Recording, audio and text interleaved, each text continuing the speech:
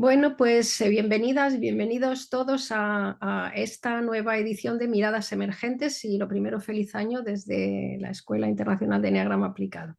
Y sin más, paso la palabra a Tania Rally, que ya es, como digo yo, la ama de este calabozo y nos va a explicar de qué va esto de Miradas Emergentes y nos va a presentar a nuestra ponente de hoy. Así que, Tania, todo tuyo. Bueno, hola a todos, todas. ¿Quieres ver esto después? La ponente de hoy, bueno, primero explicar qué es miradas emergentes, también un poco, ¿no? Las miradas emergentes surgen, bueno, de una necesidad que vimos dentro de la escuela de, bueno, mostrar al mundo maneras de aplicar el eneagrama y por eso surge, somos alumnos y exalumnos de la Escuela Internacional de Eneagrama Aplicado que presentamos diferentes perspectivas, diferentes miradas de cómo aplicar el eneagrama, a veces dentro de otros campos incluso. Y la ponente de hoy es Montse Gallardo, que nos va a hablar de eneagrama y educación, un tema muy bonito, y que ella está haciendo una investigación, está investigando los modelos educativos bueno, si tienen relación con los eneatipos o no. Y sin más dilación, pues gracias Monse, gracias Gema, gracias por estar aquí y te paso la palabra. Todo tuyo. Bueno, pues gracias Tania por la presentación y gracias Gema por la invitación a ambas y gracias a todas y todos los que están y a los que lo vean en el futuro. Bueno, pues lo mío, más que una mirada, es una premirada o es una mirada muy emergente, porque más que resultados de lo que estoy haciendo, yo voy a plantear lo que quiero hacer, que es una investigación sobre la relación entre los eneatipos y los estilos de aprendizaje. Y más adelante, cómo esos estilos de aprendizaje, si los tenemos en cuenta los educadores, los maestros, los profesores, los coaches, los terapeutas, pueden ayudarnos en nuestro ejercicio profesional para conectar mejor con nuestros, bueno, estudiantes. Voy a utilizar el término genérico, estudiantes, clientes, etc. He preparado una presentación esperen, tengo que dar a compartir porque la puedo pasar yo y pasarla y verla y maravillosa y no compartirla. Aquí está. Confírmenme por favor que la ven. Vale, Sí. vale. Bueno, pues este es el título, ¿Cómo aprendemos?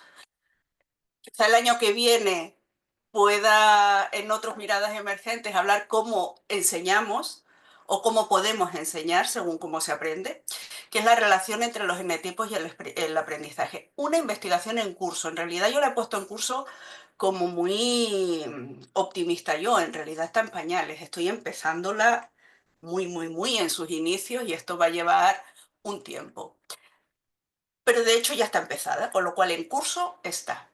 Bueno, la primera pregunta que a mí me surgió cuando empecé a darle vueltas, yo soy, para quien no me conozca, yo soy profesora en la universidad, concretamente en la Facultad de Educación. Luego, toda mi actividad profesional gira en torno a la educación. Yo no soy profesora ni profesional del eneagrama, pero desde que empecé a estudiar el eneagrama para mí, he visto la potencialidad que tiene para utilizarlo con otras personas. De hecho, en mis clases no es que dé clases de eneagrama porque no hay cabida, pero sí puedo utilizarlo para resolver alguna situación, para facilitar algún aprendizaje, si veo más que el eneatipo de la persona, el centro, porque también se puede eh, ver estilos distintos de aprendizaje según el centro de inteligencia. Entonces, ¿por qué empecé yo a darle vueltas a la idea de que puede ser relevante relacionar los estilos de aprendizaje con el eneagrama?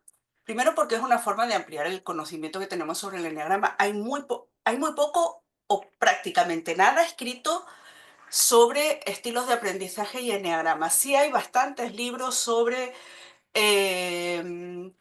cómo educar a los hijos, cómo son los niños, cómo los eneatipos infantiles.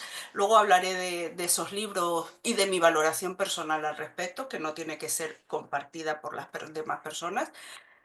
Pero me parece que es muy importante ampliar el conocimiento que tenemos del eneagrama en todas las vías posibles. Eso es de hecho, esa es la esencia de estas miradas emergentes, ¿no? El ver cómo el eneagrama nos puede dar, es multifacético y lo podemos utilizar en múltiples ámbitos. Entonces, primero, esa sería la motivación.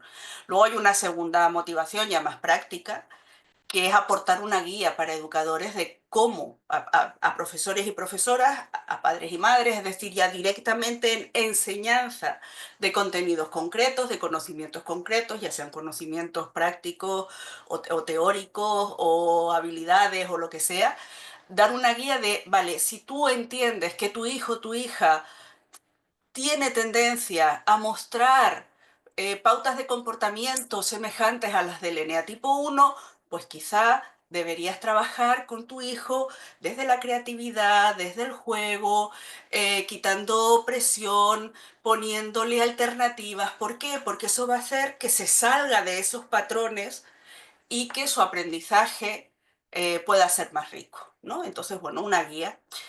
Y también, obvio, proporcionar ya a los profesionales del eneagrama una herramienta mejor para trabajar con sus alumnos, clientes, cuando están transmitiendo el eneagrama. Todo esto era mi idea de por qué hablar de esto, pero cómo surge la idea de hacer una investigación, es decir, de formalizarlo y estructurarlo. Y decir, bueno, pues ya me lanzo. Primero por el interés personal como educadora y pedagoga, porque, bueno, porque a mí la educación me apasiona.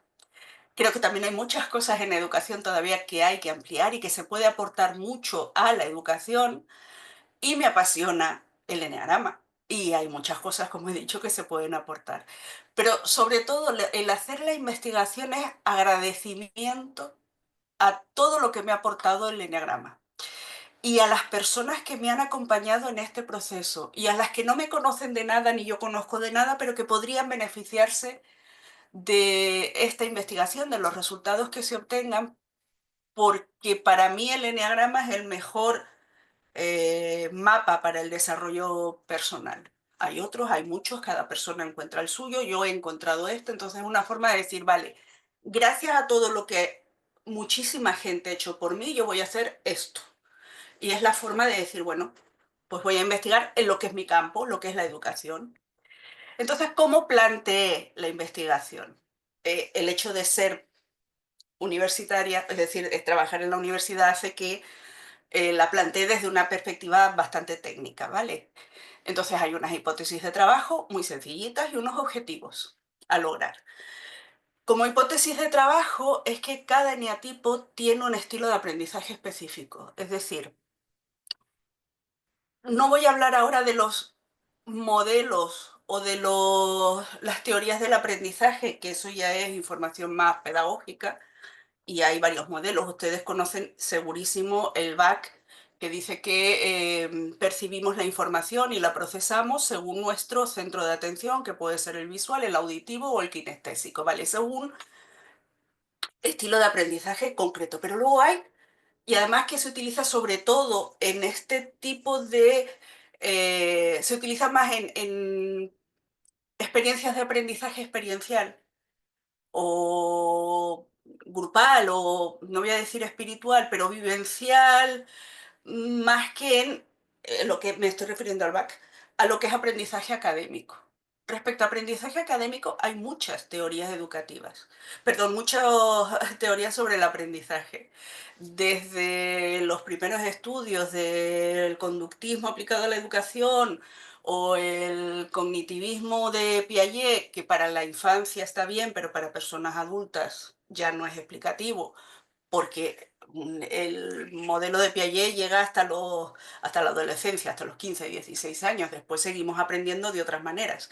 Bueno, pues mi hipótesis de trabajo es que cada eneatipo tiene un estilo de aprendizaje que es específico y propio.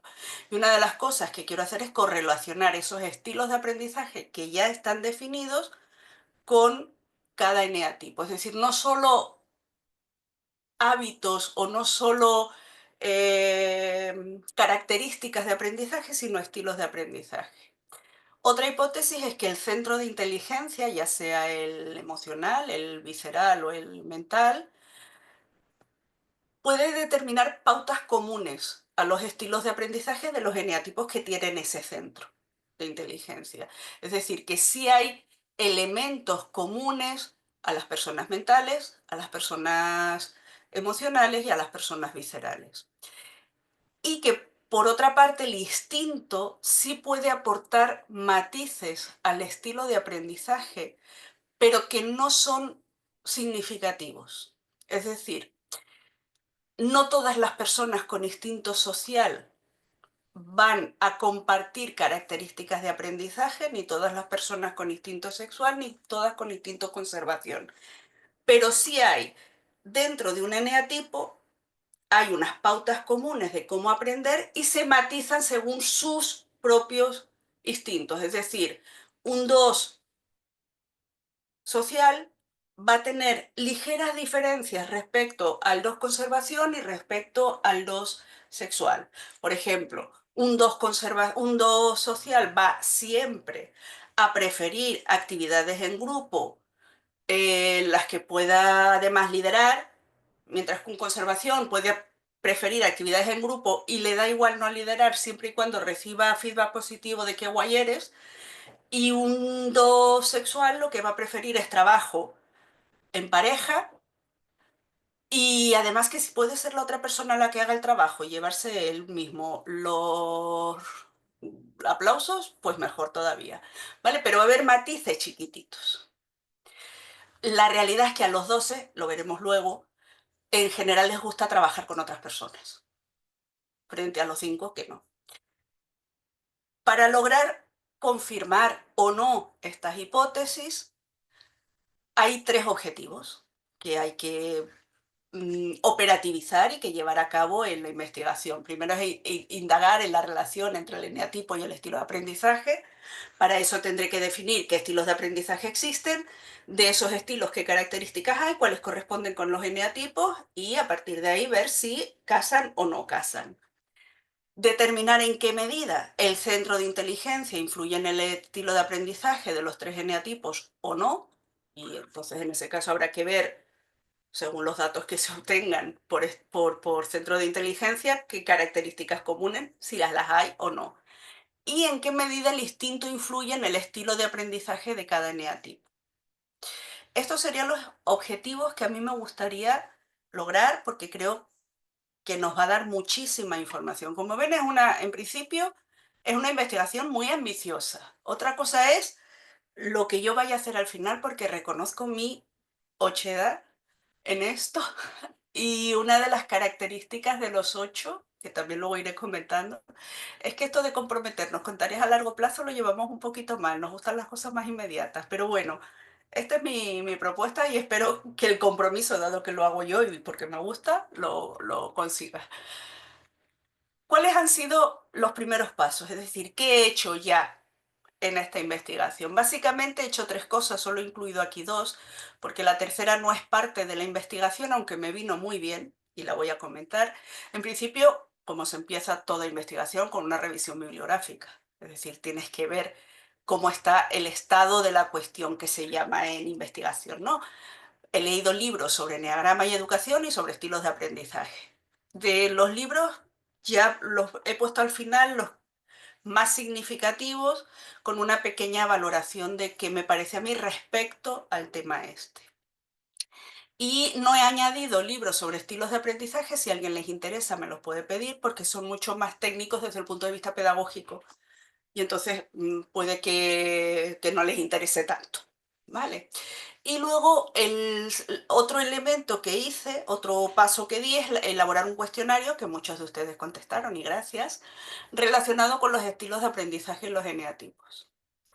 ¿Qué conclusiones o qué datos he podido sacar de estos 2 elementos? Vale, muy sintetizado, respecto a la lectura de los libros. Bueno, que la mayoría de los libros de eneagrama son estereotipos andantes, es decir, hay mucha repetición de las características más estereotipadas de cada eneatipo de adulto aplicado a los niños pequeños. Es decir, los niños 2, por ejemplo, aquí siempre utilizo el truco de Gonzalo, que es cuando compras un libro de eneagrama, vete al 2. Si habla de que son muy ayudadores y muy buenos, entonces no es un buen libro. Vale, pues los niños 2 en general, en la mayoría de los libros que he leído, son buenísimos. Son ayudadores, son dados a los demás, súper empáticos, que es cierto en el 2, pero también sabemos que esa ayuda, esa empatía, ese darse a los demás, tiene dentro una motivación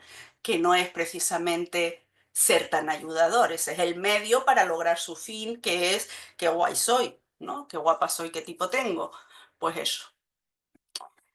Y la mayoría de los libros, salvo excepciones, lo que hacen es ese eneagrama simplificado y edulcorado de centrarse en las fortalezas, en lo positivo, en lo que nos gusta escuchar para los niños. Y se ahonda poco en las motivaciones, en los mecanismos de defensa, que además es muy importante en la infancia. Los niños y niñas están en construcción de ser humano, es decir, ni biológicamente, ni emocionalmente, ni neurológicamente están maduros, iba a decir hechos, pero queda feo. Están maduros, por tanto están en proceso de maduración. Si nosotros desde pequeñitos, desde que tienen 6, 7 años, ya les colgamos un eneatipo, por muy evidente que nos pueda parecer, lo que estamos haciendo es estereotipándolo. En vez de decir, vale, estoy viendo que este alumno, este hijo, esta hija o sobrina muestra muchas características que me resuenan al eneatipo tal.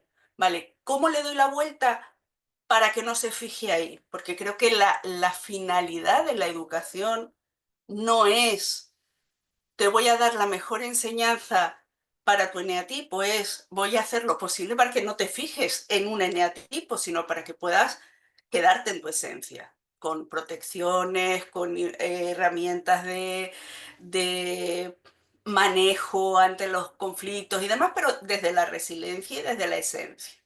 Bueno, pues la mayoría de los libros, como digo, son muy estereotipados. No parten de una investigación o práctica con menores, no suele haber, uy, lo diré, em, historias de vida, no es esa la palabra que buscaba, pero es que no me sale la otra, testimonios personales, no suele haber referencia a cuando yo he estado en clase y he trabajado con niños de este tipo, he visto tal cosa, sino que es, como digo, aplicación de eneagrama adulto a niños. Y luego, en el caso de los libros de estilos de aprendizaje, se centran fundamentalmente en lo que es el aprendizaje de tipo académico y rara vez hablan de lo que es el aprendizaje sobre cuestiones vitales. Es decir, todos hemos aprendido a comer, a atarnos los tenis, a hacer la cama, hemos aprendido a relacionarnos con las personas. Eso no es aprendizaje académico, son aprendizajes vitales muy necesarios. Y los libros sobre estilos de aprendizaje rara vez hablan de ese tipo de aprendizaje que sí hay que tenerlo muy en cuenta también en el enfoque enneagramático, sobre todo cuando nos dirigimos a padres y madres que van a educar a sus hijos, porque los padres y madres las matemáticas, bueno, les podrán ayudar, pero las matemáticas las van a estudiar en el colegio. Entonces, ¿qué hago yo en casa para que aprenda lo que tiene que aprender, ¿no? Bueno, esos serían mis, digamos, el resultado obtenido básicamente ahora en este primer paso de lectura de libros. Respecto al cuestionario, si sé que hay algunas personas aquí presentes que lo contestaron, así que les doy las gracias. Respecto al cuestionario, la conclusión básica y definitiva es que no tiene validez académica ni científica ni nada, porque solo lo contestaron 33 personas, que son muy pocas, lo que resulta una muestra poco significativa y los resultados no son, por tanto, extrapolables a nada. También es verdad, debo decir, que una vez revisados nuevamente el cuestionario y demás, me he dado cuenta de que hay que hacer muchos cambios, con lo cual, bueno, yo, para quien lo haya hecho, recuerden que había un cartelito de podrá haber otro cuestionario distinto, ¿vale? Mejor, más preciso. Bueno, no es sorprendente que más de la mitad de las respuestas fueran de personas del centro emocional. Es decir, personas que quieren ayudar o que quieren conectar, ¿vale? Porque esa es la parte de la esencia, ¿no? La conexión, quieren conectar. Luego, el 18% deja un 23% para un 23% para el mental, 18, 53 más o menos. No voy a hacer el cálculo ahora. El 18%, que son los menos, que es el centro visceral. Y, por supuesto, ningún 8 responde. Los 8 somos... Yo no podía responder a mi propio cuestionario porque eso es una mala práctica. Los 8 somos muy contrarios a este tipo de cosas. Con lo cual me va a costar encontrar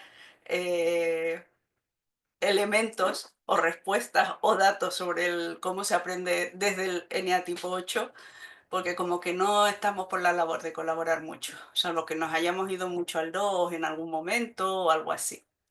Bueno, sí puedo decir de ese cuestionario que los datos obtenidos sobre los centros de inteligencia pueden ser más fiables, porque agrupando a todos los eneatipos de cada centro sí pueden dar datos que pueden ser significativos, pero los de los eneatipos en sí mismos son bastante imprecisos porque había pocas respuestas de cada eneatipo.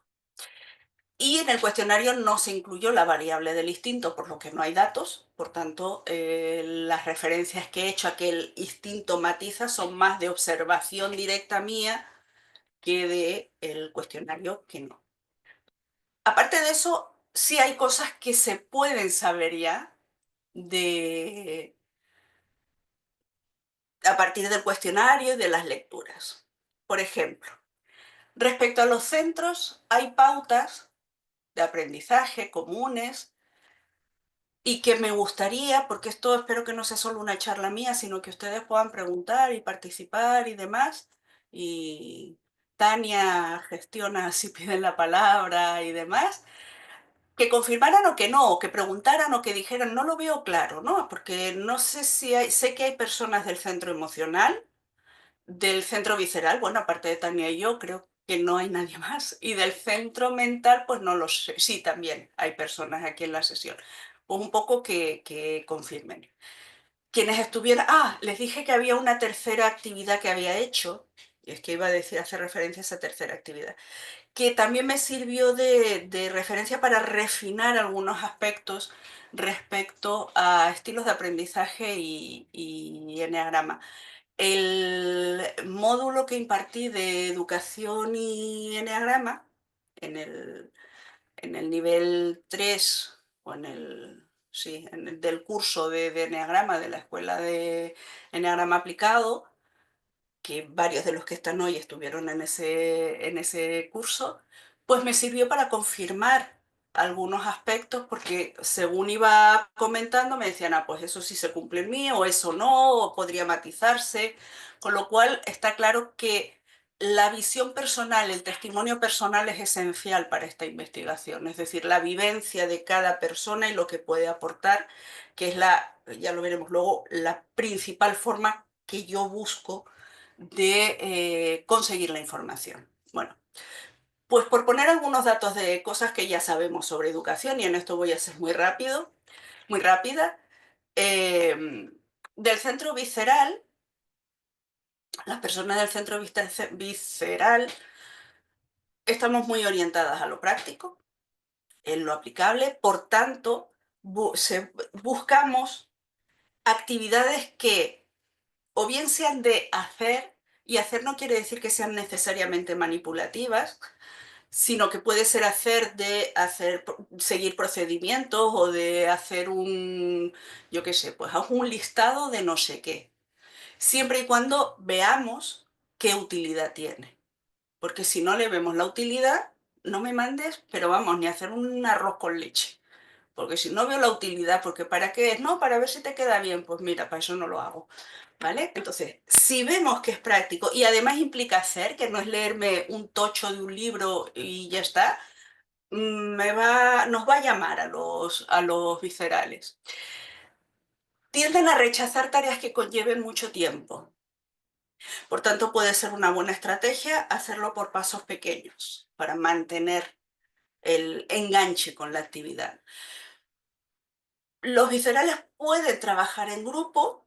De hecho, si están bien centrados o incluso ya han trabajado, son muy buenos trabajando en grupo porque pueden tener un liderazgo no invasivo y ser motivantes. Pero bueno, hablando del eneatipo medio, trabajan en grupo siempre que se centre en los objetivos y las tareas y no se le dé mucha relación a las emociones. Así la gente está bien, así no, así hablan mucho de, yo qué sé, pues me ha dejado mi novio.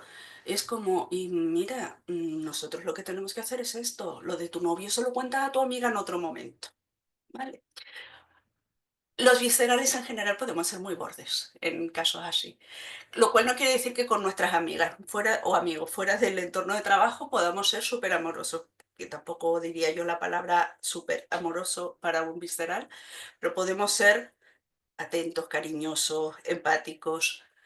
eh, pero bueno, si el grupo no se centra en los objetivos y las tareas, prefieren trabajar a solas y gestionarse y ponerse sus plazos y normalmente lo hacen más rápido, de hecho.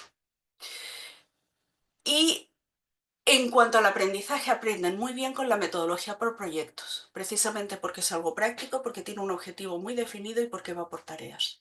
Entonces, la metodología de proyectos, ya hablando de cómo hacerlo en centros educativos concretamente, que se puede aplicar también en los aprendizajes de casa, que es poner, primero haces esto, luego es protocolos, se aprende muy bien. Los viscerales les van muy bien los protocolos.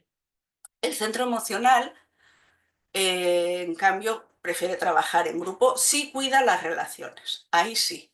El grupo tiene que ser muy nutritivo, es decir, tiene que funcionar muy bien a lo emocional, salvo que sean unos 12, algo ya con un nivel de desarrollo un poco más bajo, que incluso les puede ir maravillosamente el drama. El drama emocional. Pueden preferir no hacer la tarea si sienten que están o siendo aceptados, amados, requeridos por el grupo, o que pueden amar, apoyar, querer al grupo. Es decir, depende de qué eneatipo de lo emocional, puede ser hacia afuera o hacia adentro, y la tarea les importa menos. En caso de que no haya ese ambiente, un ambiente emocional en el grupo, prefieren trabajar a solas. Son los del centro emocional, prefieren centrarse en lo que les gusta, en lo que les apasiona, en lo que les emociona, en lo que les toca el corazoncito y dejar para el final lo que no. Y ese dejar para el final no va a ser lo mismo en un 3, por ejemplo, que en un 4, porque el dejar para el final del 3, si sabe que lo que va a hacer o lo que tiene que hacer le va a reportar algo positivo, lo va a hacer, aunque no le guste. El 4 puede que no lo haga y procrastine indefinidamente y lo deje sin hacer. Es decir, dentro del centro hay variaciones, pero sí es cierto que empiezan por lo que les gusta y dejan para el final lo que no. Muchas veces los del centro visceral hacen lo contrario. Primero lo que es lo que hay que hacer y luego ya disfrutaré. Y en los del centro emocional, hablando de aprendizaje, aprenden bien con metodologías colaborativas y dinámicas de grupo. Es decir, todo lo que sea compartir, relacionarse, es una buena forma de trabajar. Por tanto, en situaciones de aprendizaje, poner a las personas emocionales a hacer trabajos de grupo puede ser una buena idea siempre y cuando no sea pues un 2 o una 2 muy yéndose al extremo de su pasión, que lo quiere fagocitar todo y decir aquí yo soy la reina o el rey y aquí se hace lo que yo digo, que es una de las cosas que pueden hacer los doses. El centro mental. El centro mental, por aquello de ser el mental, es el que puede parecer que es el que mejor va a aprender. No necesariamente, porque depende, hay cosas que a los del centro mental les cuesta aprender. En principio, sí prefieren trabajar a solas. Incluso los 7. Los 7 se divierten muchísimo en grupo, pero lo que es el trabajo, yo me lo guiso, yo me lo como, me pongo mis tiempos, porque así, si quiero dejarlo y me voy, yo qué sé, 3 días a la playa, aunque haya que entregarlo dentro de 4 días, no tengo que rendirle cuentas a nadie. Entonces prefieren trabajar a solas. Si les toca hacer tareas de grupo, prefieren lo que es búsqueda de información. No solo el 5, todos. Buscar la información. Es decir, en cierto modo es una forma de compartimentar y decir, vale, yo me encargo de esto, que es una forma de trabajar solo estando en grupo. Me asigno una tarea para mí, que además la búsqueda de la información es la primera que hay que hacer, normalmente, con lo cual yo ya he terminado. Ahora ya, seguir vosotros como grupo, yo ya no estoy. El motivo esencial es distinto en el 5, en el 6 o en el 7. Yo ya no estoy también, ciertamente un 6 conservación sí va a estar mucho en el grupo, pero el 5 y el 7, el 5 se va a ir a sus cosas más interesantes y el 7 se va a ir, pues eso, a la rave más próxima de su casa o a su casa directamente a leer un libro. No vamos a poner los que son súper fiesteros, porque no todos lo son. Sí, es relevante en el centro que se centran en tareas que les suponga un reto para el aprendizaje, es decir, son los que más trabajan por el reto, me tiene que llamar la atención, tiene que ser estimulante, tiene que ser algo que me haga, eh, no sé cómo decirlo porque me venía la palabra a la cabeza sufrir, porque, pero no es obviamente sufrir, que me haga esforzarme para conseguirlo. En los 7 es menos esa idea del esfuerzo, pero sí tiene que ser un reto. Lo que pasa es que quizá el esfuerzo no casaría tanto con el 7. Y aprenden bien a través de la investigación.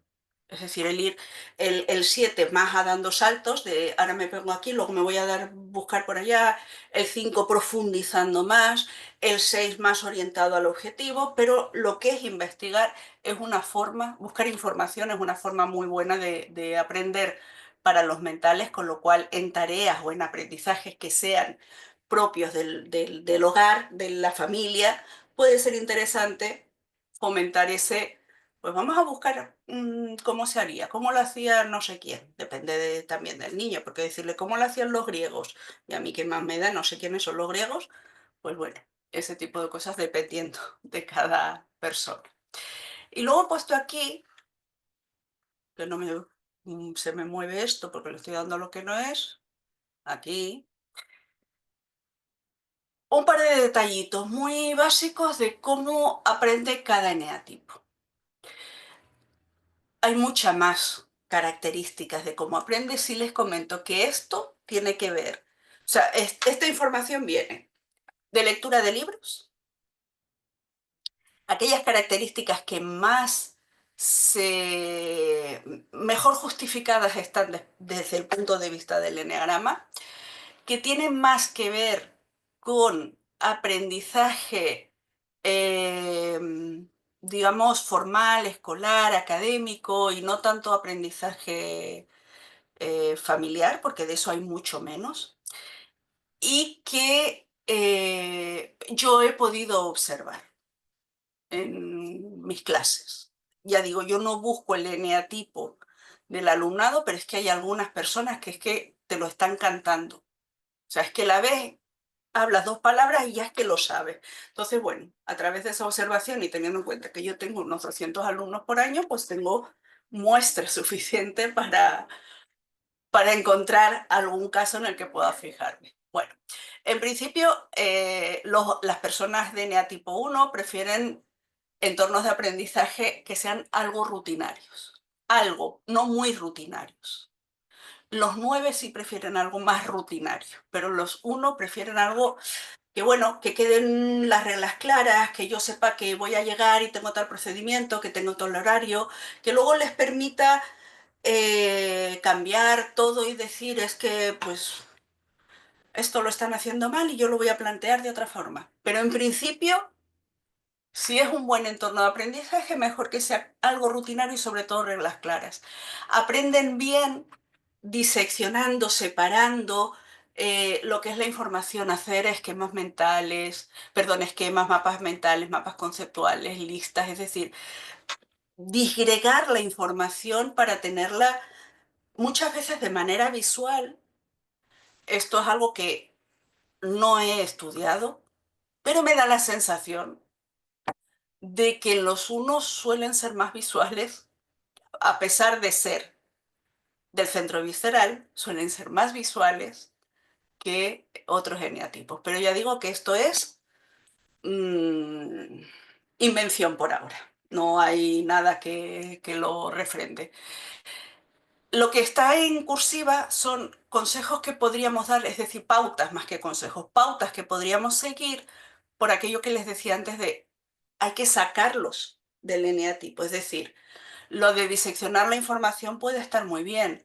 Lo del que les prefieran los entornos de aprendizaje rutinarios con reglas claras está bien, pero si ellos eso les lleva a que solo quieren hacer listas, a que solo quieren estar en rutina, pues no está tan bien. Cuando vemos que se nos va yendo de las manos en sus pautas estereotipadas, digamos, hay que sacarle.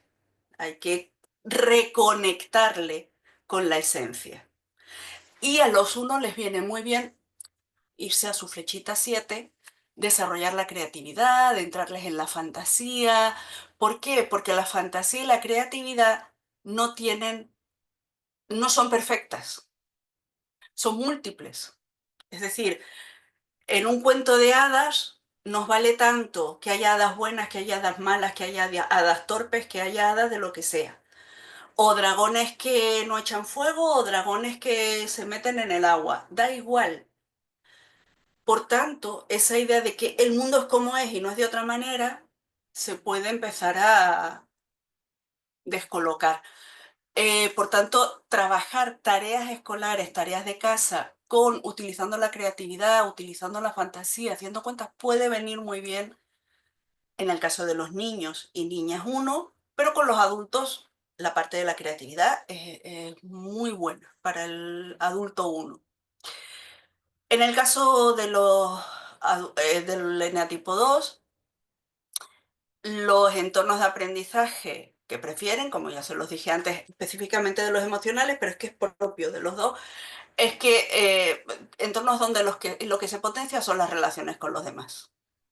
Además, son muy sensibles al clima del grupo. Se dan cuenta enseguida de si hay un problema en el grupo, de si hay alguien que está molesto o enfadado. Luego ya la actitud o la respuesta que dé ante eso dependerá de la persona.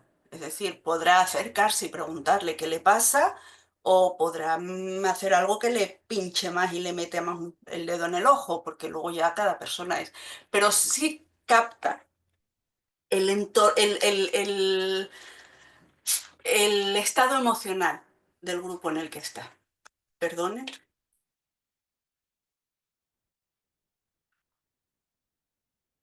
Los doces en general preferirían no estar estudiando. Bueno, creo que cualquier eneatipo que estudie, que está en edad de estudiar, preferiría no estar estudiando, salvo quizás los 5 y los 6, que no les importa estar estudiando, pero creo que los demás en general preferiríamos estar en otro sitio. Yo desde luego sí. Siempre digo que no sé cómo he terminado siendo profesora con lo poco que me gustaba ir a clase cuando estudiaba. Bueno, me sigue gustando poco, pero voy y me lo paso bien. Pero los doces preferirían, sobre todo en materias que ellos consideran aburridas como las que sean, porque hay gente que siendo dos le encantan las matemáticas y hay otros que les encanta la historia porque les está hablando de gente. Lo que más es relevante para las personas dos es que la persona que educa, la que está transmitiendo el conocimiento, ya sea cómo atarse los tenis o física cuántica, se note que lo transmite con pasión, que le gusta lo que hace, que está enamorado del conocimiento. Por tanto, pueden conectar con ese enamoramiento del conocimiento y decir, oh, qué guay, esa idea de que todos en el instituto, en el colegio hemos tenido un profe, una profe, que era como, oh, Dios, qué guay, me encantaría, pues lo que sea. Ese profesor, nos gustan las matemáticas porque ese profesor o esa profesora nos las explicó bien. Odio las matemáticas porque mira que era malo o mala la profesora de matemáticas. Bueno, pues para los 12 eso es muy esencial. ¿Qué hay que hacer para sacarles un poquillo de su zona de confort? Proporcionarles tareas que tengan que hacer solos. No estar siempre en grupo, eh, primero, porque el equipo está muy bien en grupo porque te dan apoyo, tú puedes darles apoyo, pero en el caso de los dos, ese apoyo que reciben emocional o que dan puede convertirse en una forma de yo no hago la tarea porque me la hacen los demás, porque como soy tan buena con ellos, me lo van a hacer, que es la forma de manipular, con lo cual no está aprendiendo. Tienen que hacer cositas solos, tienen que hacer tareas solos. En el caso del eneatipo 3, bueno, los adultos también, ¿eh? No solo los niños, los adultos también, los 12 tienen que hacer cosas a solas. En el eneatipo 3 aprenden mejor cuando tienen muy claro para qué sirve lo que están haciendo. No es la misma idea pragmática de los viscerales, o en el mismo sentido de, porque los viscerales es qué utilidad tiene esto que estoy haciendo para lo que sea, es decir, para qué sirve. En el caso de los 3 es para qué me puede servir a mí. O sea, esto que estoy haciendo, ¿de qué me sirve? No es para qué sirve, que es a lo mejor, pues estoy investigando una vacuna y para salvar el mundo. Vale, pero ese salvar el mundo me va a dar un premio Nobel. Ese es el 3. O sea, ¿a mí qué me va a proporcionar? Entonces, si tienen claro para qué les puede servir a ellos y a ellas, entonces se van a comprometer más con ese aprendizaje. Como sabemos, huyen del fracaso los 13. Por lo que pueden abandonar tareas o aprendizajes por el miedo, miedo por supuesto no reconocido, eso es el cuento de la zorra y las uvas de es que están verdes y me voy. Eh, o sea, no lo va a reconocer, va a buscar la excusa que sea, pero si no, si se ven que no son capaces de lograrlo con éxito, van a decir, no, no, esto no es para mí. O porque es muy fácil, o porque no estoy en el momento de hacerlo, por lo que sea. En realidad es el miedo al fracaso que tiene el 3. ¿Qué es lo que hay que hacer con los 13 que son hipercompetitivos, aunque aquí no lo haya puesto, pero que lo sabemos? Es decir, quieren destacar y ser mejores. Fomentar tareas colaborativas que no sean competitivas. Es decir, hablemos de un niño o una niña 3. El fútbol no sería una buena tarea para un niño o una niña 3. ¿Por qué? Porque es súper competitivo. Lo hemos creado, o la sociedad, perdón, yo de fútbol no he creado nada. La sociedad lo ha generado como una actividad muy competitiva, por reflejo del fútbol adulto. Donde hay competiciones, es campeón, si fallas un penalti ya eres lo peor de lo peor. Vale, entonces a un 3 no le vienen bien este tipo de actividades. ¿Por qué? Porque potencia su foco hacia el logro y el éxito. Entonces tienen que ser tareas colaborativas para que no esté siempre solo, para que no sea yo me lo guiso, yo me lo como, pero además que no sean competitivas. Que puede ser de creatividad, puede ser baile, puede ser lo que sea. Eso le viene muy bien a las personas 3, pequeñas, adultas y muy mayores. En el caso de los 4, bueno, suelen llevar mal las clases tradicionales, porque la rutina, las tareas repetitivas les fastidian un montón, les agotan emocionalmente y mentalmente. Y si tienen que hacerlas, les lleva a procrastinar, es decir, tengo que hacer, yo qué sé, traducir 20 frases de latín, cuando había latín, que no sé si ahora en los institutos hay latín, cuando yo estudié así, vale.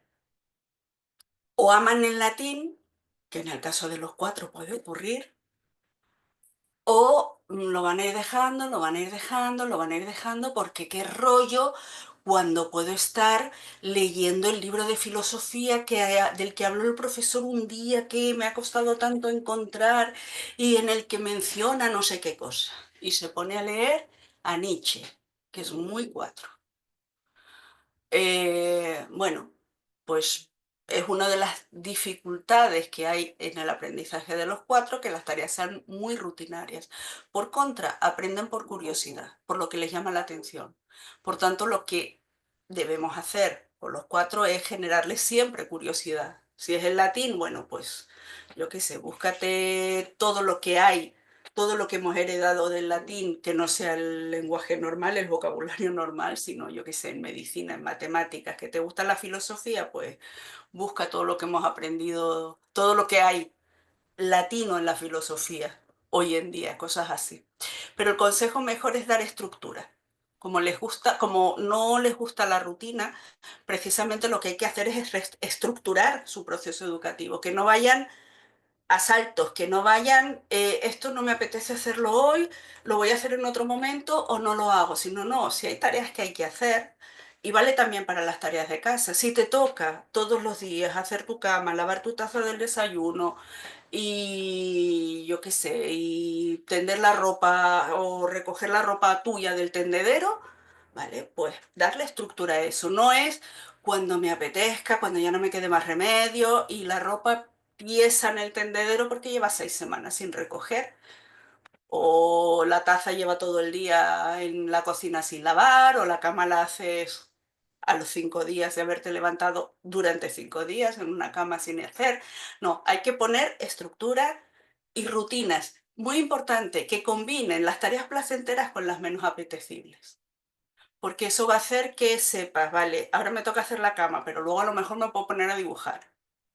Y lo ideal ya, lo más de lo más, sería que esa estructura la elaborase la propia persona 4, que fuera quien dijera, vale, primero me voy, porque va a tener una conexión emocional con lo que está haciendo, siempre y cuando no lo haga obligado, que entonces va a tener un rechazo emocional a esa estructura.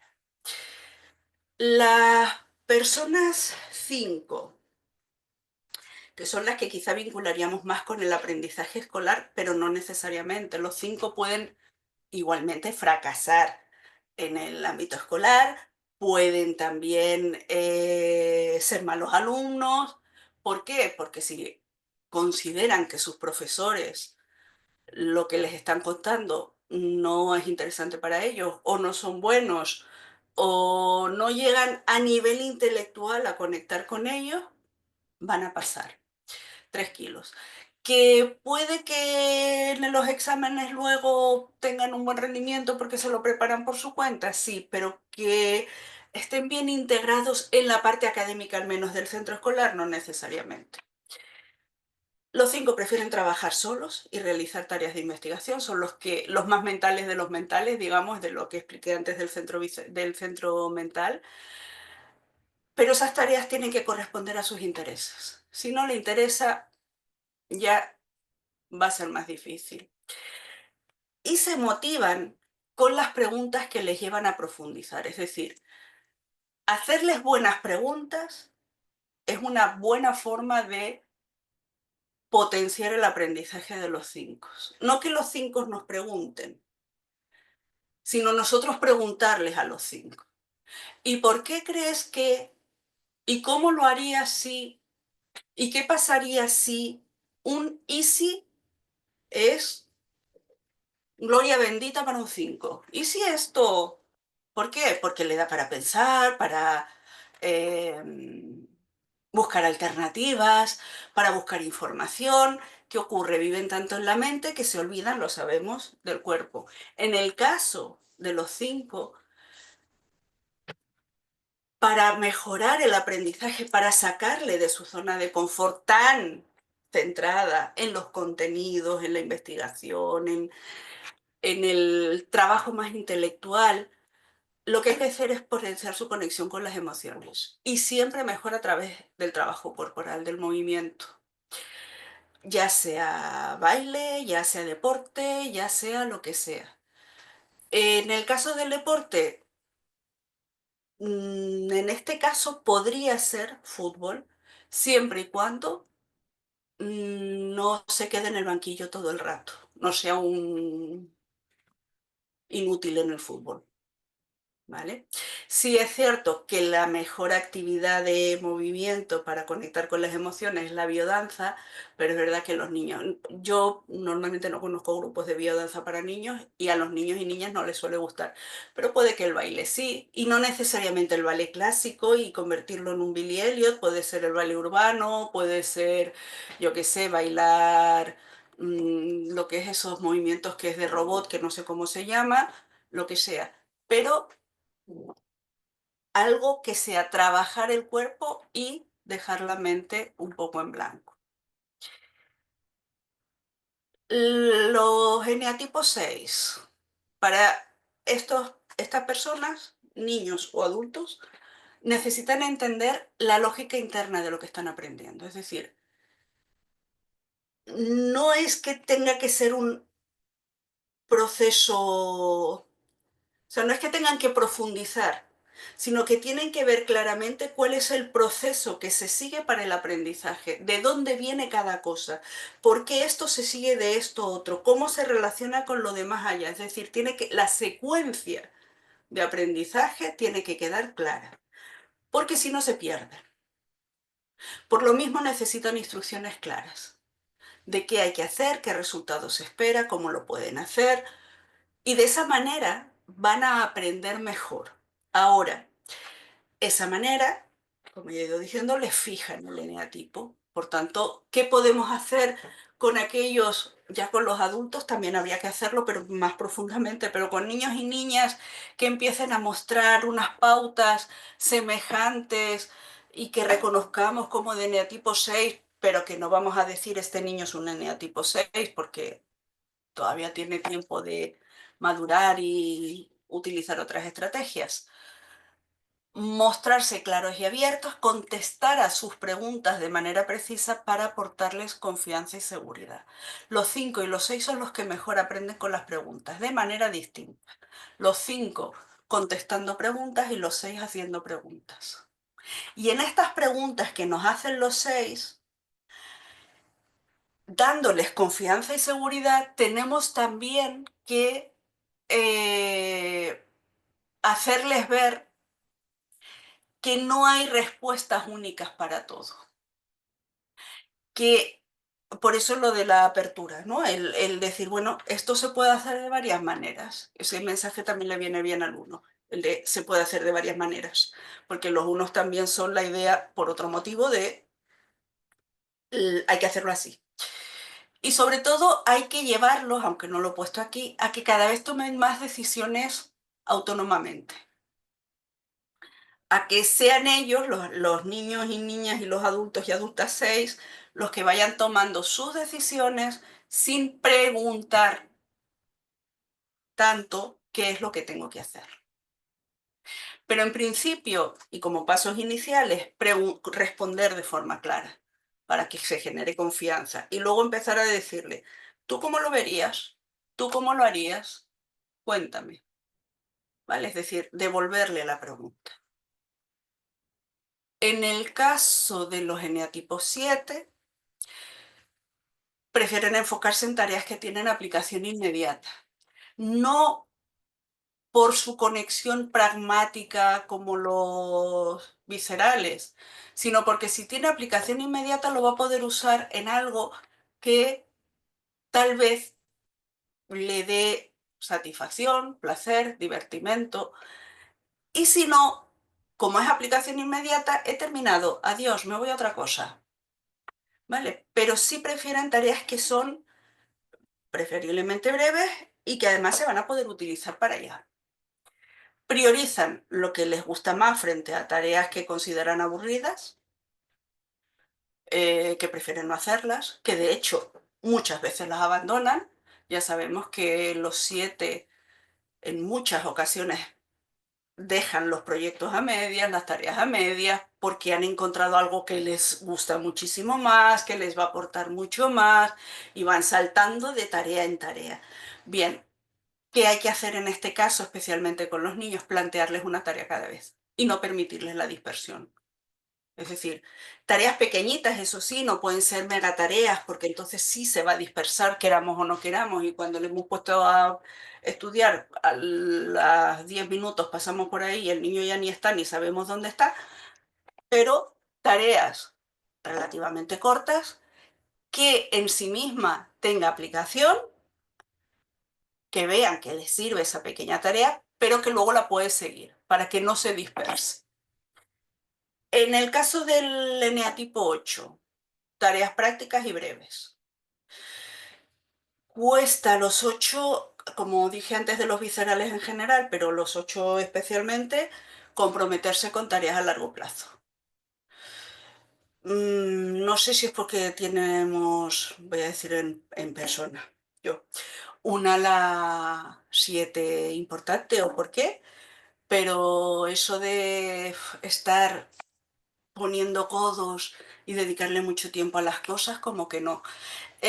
Por tanto, los 8 solemos, voy a decirlo también en primera persona, y no solo suelen, llegar al deadline, y si puede ser un día después del deadline, pues mejor.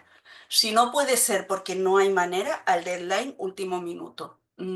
Siempre hay algo que van a hacer y van a hacerlo lo que les toca en el último momento. Porque así lo van a convertir en breve, porque así no le van a estar dando muchas vueltas. Porque así es, vale, lo tengo que hacer dentro de 2 horas, pues, pues dentro de 2 horas les diré que yo esto lo terminé 2 horas antes de hoy, ¿vale? O sea que lo de las 2 horas es por cuando lo he terminado yo. ¿Preferimos trabajar solos o prefieren trabajar solos los 8? Porque siempre es un poco yo me lo guiso, yo me lo como, porque así no tengo que estar batallando con dramas de nada. No tenemos que estar, ahora ya no voy a personalizar tanto, no tenemos que estar batallando con dramas de nadie, nadie va a ralentizar el trabajo y sobre todo nadie va a cuestionar nuestras decisiones sobre el trabajo. Recuerden que el control es esencial para el eneatipo 8, por tanto la mejor forma de controlar es estar solos. ¿Qué hay que hacer? En principio, como primer paso, luego ya es ir hacia el... a soltar control, pero como primer paso, para que se puedan comprometer con tareas de más largo plazo, es ayudarles a separar en tareas pequeñas y asumibles esos aprendizajes a largo plazo. Para que vayan haciéndolas poco a poco y vayan viendo la utilidad de lo que van aprendiendo. Es decir, ayudarles a construir su aprendizaje paso a paso. En el caso de los 9, y bueno, hay gente de casi todos los eneatipos aquí, pero en este caso, como Tania tiene la pantalla encendida, así veo si va a ser así o va a ser no, cuando yo vaya hablando. Aprenden bien si tienen a alguien recordándoles constantemente sus tareas y se las organizan por ellos. Es decir, lo ideal para el eneatipo 9 medio, no para quienes ya están ya trabajados, aunque probablemente también para quienes están trabajados, ya te lo preguntaré en otro momento, es tener un asistente personal que le vaya diciendo, hoy toca esto, y tienes que hacer esto, y tienes que velar tal cosa. Eso sería lo maravilloso, porque me olvido, me van a decir, con lo cual yo lo voy haciendo, porque los 9 recuerden, hacen, pero les cuesta ponerse en la acción. Entonces, el que alguien les esté diciendo, hay que hacer esto, y además te lo he organizado así, sería, vamos, ideal. Tienden a combinar periodos, precisamente por esa procrastinación de muchas veces del 9, periodos de indolencia, de puf, no hago nada, o no es que no hagan nada, realmente la indolencia puede ser, estoy haciendo cosas que no son las que tengo que hacer. A lo mejor estoy, pues, no sé, leyéndome los episodios nacionales, que es que he descubierto a Galdós y me están encantando, en vez de ponerme a trabajar. ¿Qué ocurre? Que pueden tener periodos de hiperactividad, es decir, estoy súper comprometida, voy a hacerlo, y entonces acaban agotadas o agotados porque se presionan mucho cuando pasan a esa acción. Se sienten cómodos también en ambientes rutinarios y poco desafiantes, porque baja la tensión, qué es lo que hay que hacer cuando estamos intentando o buscando que el 9 o esos adultos que ya se han tipificado como 9, adultos que consideramos que podrían ser 9, o niños y niñas en quienes vemos algún patrón de 9, pues incitarlos a tomar decisiones sobre sus tareas, que asuman la responsabilidad de que ellos y ellas deben organizar, llevar su agenda, saber lo que tienen que hacer y asumir la responsabilidad de cuando se han puesto, pues eso, a recortar muñequitas recortables y los vestiditos y demás, y no han hecho la tarea. ¿Te lo pasaste bien con tus recortables? Y pues mañana te van a poner en la agenda del escolar te van a poner que lo hiciste mal. Tú le cuentas a tu profe que estuviste recortando y a ver qué pasa. Bueno, y ahora sí me gustaría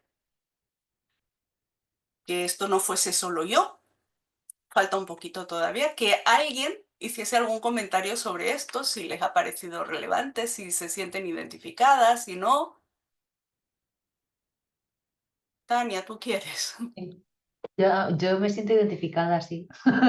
Sí que me siento identificada. Sí que es cierto que como sé, ahora que estoy más o menos trabajada, como sé que me despisto, que me pongo, pues eso, que indolencia total, que me pongo a hacer lo que no tengo que hacer, si tengo que hacer cosas importantes, que para mí son importantes, claro, que igual para otros no, entonces sí que las hago, aunque me cuesten, aunque sepa que van a ser difíciles, lo hago, ya me lo quito de encima, es como, ya lo tengo hecho.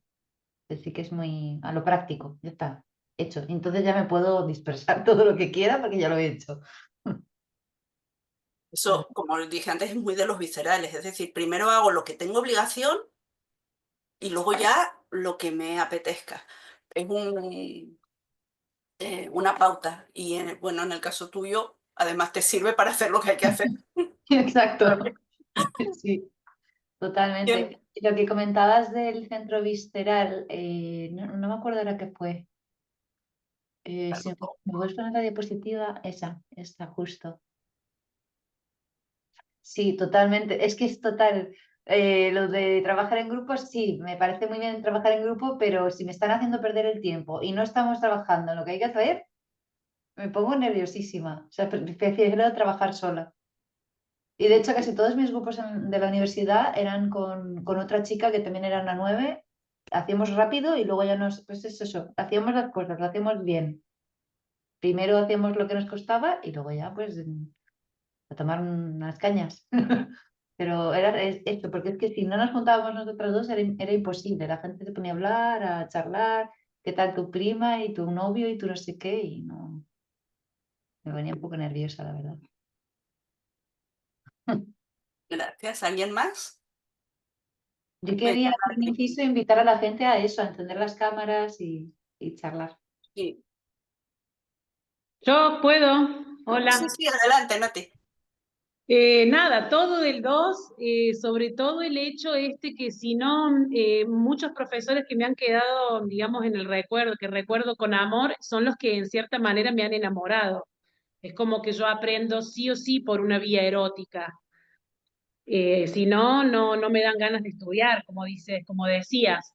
Y también el hecho de si el grupo, si percibo en el acto cuando hay algo que no funciona en el grupo, quién está tirando para atrás, quién eh, lo percibo. Después, obviamente, la reacción depende de la persona, pero ese percibir a nivel emotivo lo que pasa y la energía, totalmente de acuerdo con lo que has dicho. Y otra cosa, el tema de trabajar solos. Yo doy tanto, cuando estoy ligada a mi ego, que digo, bueno, yo di tanto, ahora que me ayuden, ¿no? Entonces esa parte, si bien estoy mucho tiempo sola, a mí me gusta estar sola, pero el hecho de trabajar, cuando trabajo y gestiono un grupo, sí puedo estar sola, pero en algo práctico o en algo mental, me cuesta muchísimo hacer algo sola. Mucho me cuesta el centro mental hacerlo sola. Muchas veces me acoplo a un mental para compensar esa parte, ¿no? Entonces, esta parte de hacer las cosas sola es difícil para mí. a no ser que no esté en un grupo, como por ejemplo me sucede en mi trabajo, que trabajo con personas que necesitan y hay una empatía y un amor de fondo, ahí estoy feliz de hacerlo sola, ¿me explico? Pero un proyecto sola es uno de los desafíos. Ujú. Mañana veremos cómo sale. Gracias. Vicente, esto no es una invitación que si quieres puedes hablar. Esto se está grabando y luego queda abierto al público. Lo digo por si no quieres que tu niña salga, que por cierto es monísima. Que no sé si luego Gonzalo puede editar para pixelar ese tipo de, no sé cuáles son sus habilidades de vídeo. Pero bueno, te lo comentaba por eso. ¿Alguien más quiere comentar algo? O ya, bueno, tampoco sé cuánta gente hay. Yo quizá querría decir Ah, algo. sí, Yo Gemma. también. Ay, Vale. perdona, Gemma, perdón. No, Habla, no, habla. Vicente, adelante. A mí me pasa lo de siempre, me veo identificado tanto con las cosas del 2 como las del 4. Es decir, sí que es verdad que en muchas ocasiones me gusta trabajar solo, porque soy muy cuadriculado en mi manera de hacer las cosas. Pero para mí es muy importante, por ejemplo, el clima. O sea, es fundamental que haya buen rollo. Si no hay buen rollo, incluso puedo llegar a abandonar, por ejemplo, un curso si veo que el clima, eh, o un trabajo incluso también, ¿no? Pero como estamos ahora hablando del aprendizaje, eh, con respecto a los grupos de aprendizaje, puedo abandonar un grupo si siento que no hay una buena conexión con ellos. Y luego, por ejemplo, del eneatipo 4, solamente aprendo aquello que tengo muchísima curiosidad. Lo otro, o sea, algo que me pueda aburrir, yo no soy para nada disciplinado, con lo cual, o sea, solo aprendo con mucha pasión, además, aquello que me gusta, que es diferente, que me entra curiosidad. Si no, no soy nada estructurado, soy un completo desastre y nada disciplinado para aquello que no me gusta. Ujú. Gracias. O sea, que sigues calibrando 2 y 4, a ver dónde caes. Un poco más en el 4. Bueno, sí, eso dijiste la última vez, que estabas más ya en el Sí. 4. ¿Gemma? Sí, yo quería decir por ejemplo, en el tema de que hablabas de primero lo que me gusta y luego la obligación, en mi caso no es así. En mi caso soy dos, para el que me escuche y no sepa. Y no, primero va la obligación y después la devoción, claramente. Podemos encontrar explicaciones en el ala, en el instinto, porque por ejemplo hablaba Nati, que también se reconoce como dos, de que ella aprende de una manera erótica. Yo no diría que aprendo de una manera erótica, pero sí que tengo que tener una conexión con quien enseña. Tengo que sentir que estamos en la misma onda o que hay algo en común. En ese sentido, sí. Mm, y que hay, o sea, que el tema de estar juntos en la historia es importante, aunque también puede ser un tema de los años o de lo que sea. Muchas veces trabajo mejor sola y luego ya comparto, ¿no? Me gusta también una parte de hacer cosas sola. Pero no sé, a mí quizá el tema es que el tema de los instintos, no sé, tú has empezado diciendo que en principio no. ¿Cómo influiría esto? ¿Cómo influirían también si mezclamos el tema del centro con el instinto?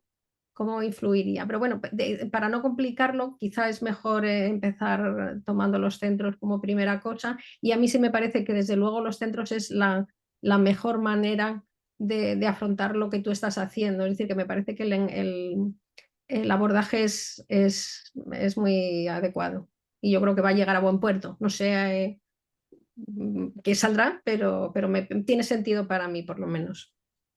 Bueno, Así que gracias. Bueno, sí. gracias.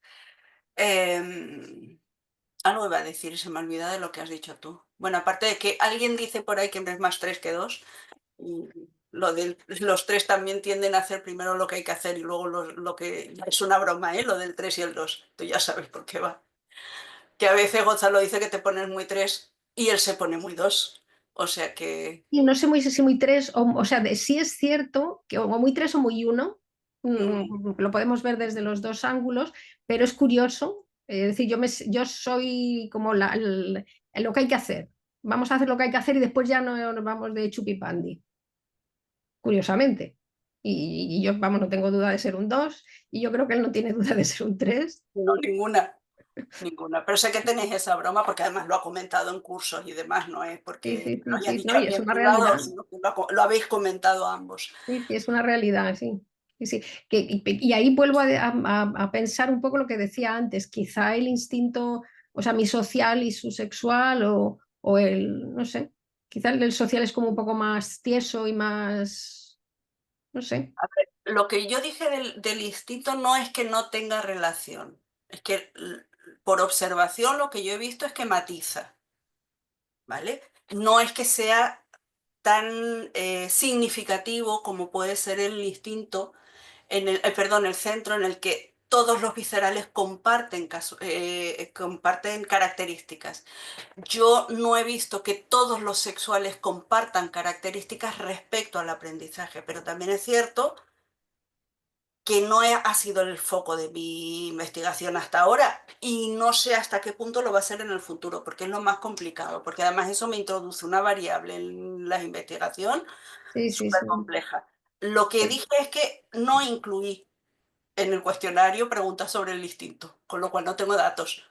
Claro, y además fíjate que me estaba pensando en una cosa según hablabas, y es que si hacemos la comparación esta con los instintos, esto que decimos de que, por ejemplo, el instinto social nos recuerda más al centro mental, ¿no? Por ejemplo, a mí me gusta mucho elucubrar, dijéramos, el pensamiento abstracto es algo que me da gustirrinín, a mí, como dos social. ¿Mm? Y sin embargo, creo que, por ejemplo, si cogiéramos a un 2 conservación o a un 2 sexual, probablemente no dirían lo mismo como doses, ¿no? A lo mejor dirían otra cosa. Y luego también qué tipo qué es el aprendizaje, qué tipo de aprendizaje, no es solo a lo mejor aprendizaje típicamente mental, no es aprender matemáticas Claro. o a lo mejor si estamos hablando de otro tipo de aprendizaje que tiene otro componente, pues a mí me resultaría más difícil y a lo mejor a un sexual más fácil. La verdad es que la ecuación es compleja en cualquier Muy caso. compleja. Por eso comentaba que los estilos de aprendizaje se centran mucho en lo académico, pero los aprendizajes vitales, experienciales, los que tienen más que ver con quiénes somos, esos salvo ni siquiera el sistema BAC, que es, digamos, el más genérico, el más abierto, ni siquiera en ese sistema se habla tanto de lo experimental, perdón, de lo experiencial, como de lo vivencial, de lo que es los rasgos madurativos, sino que es la información. Entonces, Claro, información, hay muchos tipos de información, obviamente. claro, claro. Es que está muy sesgado en el fondo el tema, como el sistema educativo es muy mental, pues en el Exacto. fondo lo que estamos mirando es cuán fácil o difícil es adaptarme a Ujú. conectar con ese centro mental. Decía Nati, para mí el centro mental es un centro que me resulta complicado y busco siempre a alguien que dejáramos algún compañero de camino, que no Ujú. digo que a mí no me guste tener compañero de camino, pero es verdad que a mí me siento cierta tendencia como a meterme en fregados así más eso que he dicho, más abstractos, vamos a decir. Pero Ujú. ¿qué pasaría con algo más creativo, o sea, algo más artístico, algo de otra índole o algo más experiencial? ¿No? Sí. En cualquier caso, muy... Esa es la parte que todavía tengo que trabajar cómo lo planteo, pero bueno, eso lo voy a comentar también si nadie más quiere aportar, lo comento a continuación, qué es y el ahora qué.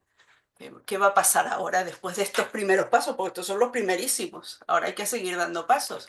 Así que os vuelvo a hacer la pregunta. ¿Alguien más quiere comentar algo o continúo? Y con suerte cumplo el terminar a la hora que me habéis dado. Bueno, pues entonces me voy al ¿y qué va a pasar ahora? ¿No? ¿Qué va a hacer? Bueno, pues como los datos que he comentado son unos datos que, sobre todo ahora a través del diálogo que hemos tenido, se ve que, ¿vale? Tienen fundamento, porque no me los he inventado, básicamente, pero hay elementos todavía que hay que perfilar mucho y que hay que afinar Entonces hay que seguir con esta investigación y ahora va a haber una parte de investigación, digamos, más mental, que es la que me cuesta más, que es la más, digamos, académica, ¿no? Entonces yo he pensado en una investigación que tiene dos enfoques, uno que es cualitativo, que va a ser la que voy a empezar, la que he empezado y la que voy a continuar. Bueno, voy a decirlo porque Pedro me lo confirmó ayer. Entre otras cosas, gracias al Ágora de la Asociación Española de Eneagrama, que me va a dar un espacio para seguir trabajando estas cuestiones y recabar información de personas que ya han trabajado el eneagrama, testimonios, etcétera. Entonces va a haber un enfoque cualitativo que aquí está mal escrito, dice servirá como base de la investigación cualitativa, en realidad servirá como base de la investigación cuantitativa. Vale. Permite recoger información experiencial, testimonios, historias de vida, es decir, toda la base de este es mi eneatipo, este es mi subtipo y yo aprendo de esta manera. Para eso voy a hacer entrevistas, voy a preguntar a la gente, bueno, un poco lo mismo que acabo de hacer de vosotros como os veis, pero con unas preguntas ya más sistematizadas, más en un espacio que es específicamente para preguntar sobre esto, etc.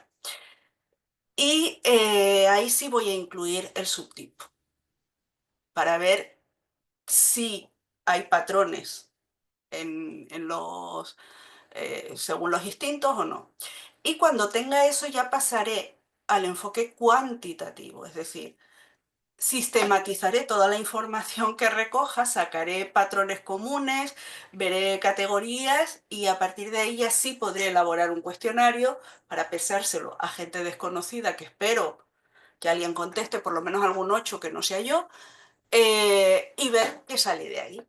Entonces, estos son, digamos, es mi plan para este año para seguir trabajando esto. El Ágora va a ser, empezaría en marzo, terminaría en diciembre, serían 9 sesiones, una por eneatipo, lo voy a organizar así. Y el cuantitativo pues lo iré haciendo paralelamente.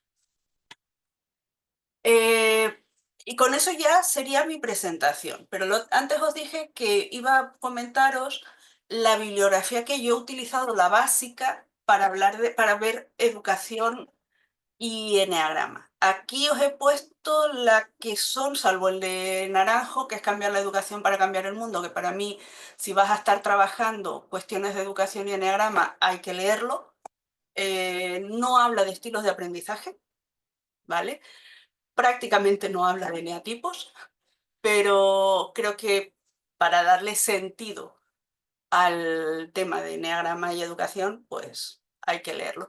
Los otros son libros que hablan del eneagrama bien de los niños, es decir, de eneagrama infantil o de eneagrama para profesorado, para profesores. Algunos hay para padres. Y la clasificación, esto de las estrellitas, bueno, esto es una batería porque es el que estoy leyendo ahora. No lo he terminado, por tanto no lo califico todavía. Las estrellitas es menos de 2 estrellas, o sea, 2 estrellas o menos, que no hay ninguno por hacerles un favor, puro estereotipo. O sea, pues eso. Los niños, unos son perfeccionistas, los 2 son ayudadores, los 3 están orientados al éxito, los 4 son artistas y creativos, los 5 son muy intelectuales, los 6 son miedosos, los 7 les encanta divertirse, los 8 son una fiera corrupias o buenos líderes, una de 2, y los 9 son pues perezosos y les cuesta arrancar. Entonces, los que tienen el 2 yo no los recomiendo y son de los más recomendados, por cierto, en Amazon. Los que tienen 3, que es solo este, es eneagrama que se ve que sí, que ahí ya hay una investigación, ya hay un trabajo sobre el eneagrama, pero no hay testimonios. Este concretamente, que es portugués, de Jacinto Jardim, Escola de Autocuidado, Fundamentos y Prácticas para Humanizar a Educación con base no eneagrama, menos mal que no está, no me acuerdo, ay, se me olvidó el nombre. Pedro. Pedro, y no le horrorizo con la pronunciación que acabo de hacer. Vale, el libro es muy interesante, está más dirigido a el profesorado y son prácticas de cómo cuidarse con el eneagrama. La verdad que me gustó bastante. Y luego están estos 2,4 estrellitas, que quiere decir que hablan de eneagrama y hablan bien de eneagrama. No es un eneagrama estereotipado y además incluyen testimonios, con lo cual hay un fundamento. Quiere decir que han trabajado, que han consultado. Este se centra en el eneagrama infantil, empieza con la bioenergética, con lo cual a mí me ayudó un libro de 100 y poquitas páginas, me ayudó a entender perfectamente el de ternura y agresividad, porque empieza explicando todo lo que es la bioenergética. Y este inglés de Enneagram Intelligence Understanding Personal, que lo conseguí de casualidad. Yo no sé si fue un descarte de una biblioteca o es que lo robaron de una biblioteca, es de la biblioteca de la Universidad de Leeds, en Inglaterra. Me encantó. Es profesorado de la universidad, por eso también me gustó mucho. Profesorado y alumnado. Cómo aprenden, cómo enseñan. Entonces este es muy bueno. No sé si se podrá conseguir, ya digo, yo lo encontré en eBay. Y este que lo estoy leyendo, de comprender mejor a tu hijo y comunicarte con él gracias al eneagrama, pinta bastante bien. Hice el sistema de Gonzalo de leer el 2 y habla de la parte positiva, de la negativa. Dice que sí, que los niños 2 tienden a ayudar porque están buscando reconocimiento, porque están buscando amor, con lo cual sí hay un trabajo. No sé si hay testimonios porque ha sido... Y leí también el del 8, que son los que leo y me parecieron interesantes, por si alguien quiere empezar a leer cosas sobre educación y eneagrama. Espero que dentro de un año o 2, mejor, habrá aquí uno que ponga Gallardo M 2000 no sé cuánto, eneagrama y estilos de aprendizaje, porque mi idea es, después de todo esto, sacar un libro algún día. Bueno, y con esto terminamos, con esta frase que a mí me gusta de Claudio Naranjo: nuestra mayor necesidad es la de una educación para evolucionar, para que la gente sea lo que podría ser, que es por qué hay que trabajar. O sea, que es, antes de yo conocer el eneagrama, antes de conocer yo a Claudio Naranjo, que en libros, porque en persona no, antes de estar yo en esto, yo tenía claro que la educación es para transformar a las personas y por tanto transformar el mundo. Entonces esta frase me gusta mucho porque tiene que ver con o sea, conecta mucho con mi idea de lo que es la educación. La educación o es transformadora o no es. Y con esto y un bizcocho, hasta mañana a las 7 con la siguiente charla. Pues muchísimas gracias, y si alguien quiere hacer comentario, preguntar o lo que sea, pues si Tania nos deja, adelante. Sí, sí, a ver, sí. ¡Uy! 2 minutos antes de que fuese ahora. ¡Qué contenta estoy! O'clock, Monse, perfecto. Ya digo que la preparé para 1 hora y me conozco. Y mañana tenemos a Natalia, que está aquí también. Sí, sí. Nada, yo no, como persona de a pie, nada, darte las gracias por abrir el Miradas Emergentes, y no solo por eso, sino porque además me parece un tema súper interesante. El tema del aprendizaje es fundamental, desde mi punto de vista. Así que te motivo para que sigas, porque tengo mucho interés en ver los resultados, y además aquí estamos como comunidad para apoyarlos. Así que mil gracias, Monse. Gracias a ti, Gemma. Monse, rápidamente, Sí. perdona, te he dejado una pregunta, a ver si la puedes contestar súper rápida, que me entra muchísima Espera, curiosidad. en el chat, perdón, y lo estaba Aunque sea mirando. rápido. Vicente, teniendo en cuenta lo que habéis estado con respecto al sistema de ese, ¿qué tipos crees que tienen más problemas para adaptarse a este sistema tan pedagógicamente más? Vale, el 4 es el más. El 4 es el que peor lleva este sistema escolar. Y después creo que el 7 y el 8. serían los que peor lo llevan. Y yo estoy en este sitio. Pero creo que el 4 sobre todo, porque el 1 al fin y al cabo es normativo, está estructurado. El 2, mientras haya gente con la que estar y relacionarse, lo puede llevar. El 3 se enfoca al éxito. El 5 es feliz en el sistema educativo porque potencia toda su estructura mental. El 6, en general, es que el 6 es tan distinto, yo diría que el 6 conservación y el social lo llevan mejor que el 6 sexual. El 6 sexual puede llevarlo mal. El 7 se aburre. El 8, pues depende también de profesores y demás, pero no, el estar tanto tiempo sentado lo llevamos muy mal.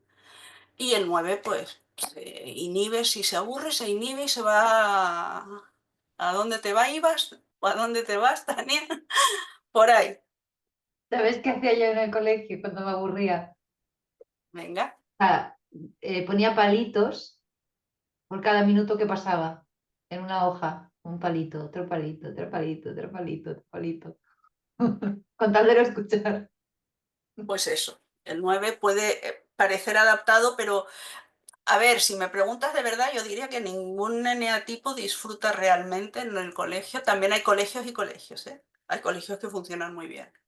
Sobre todo si ya van entrando en unas metodologías más activas, empiezan a hablar, a utilizar, a aplicar todo lo que es el trabajo de las inteligencias múltiples, incluyen más actividades físicas en lo que es el trabajo estrictamente académico, entonces ya eso